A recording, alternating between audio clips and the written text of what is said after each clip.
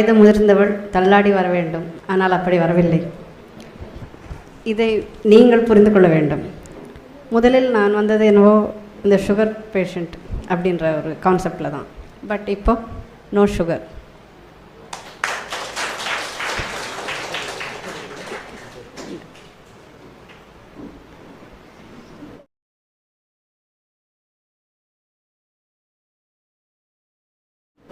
இது ஒரு விதத்தில் பார்த்தா நீங்கள் எல்லா ஆங்கிள்லையும் பேசிட்டீங்க, அதனால் எங்களுக்கு ஒன்றும் பேச வைக்கல. ஸோ அந்த ஆங்கிளெல்லாம் நாங்கள் எதுவும் பேச முடியாது. ஒன்று I can tell you, it is a jolly work. அவ்வளோதான். நாம் கஷ்டப்பட்டு சமைச்சு உப்பு இல்லாமல் காரம் இல்லாமல் அவங்ககிட்ட திட்டு வாங்கி எதுக்கு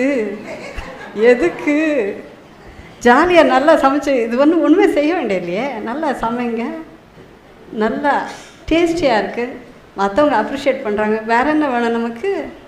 நமக்கு ஆரோக்கியமும் கிடைக்குது, அப்ரிசியேஷன் கிடைக்குது, போதாதான்?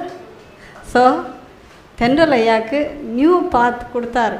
நமக்கு இந்த மாதிரி ஒரு இன்சைட் இருக்குதுன்றதுக்காக நிறைய இருக்கு அவர்கிட்ட.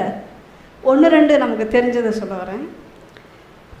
இட்ஸ் எ நியூ பாத், யாரும் செய்யாதது.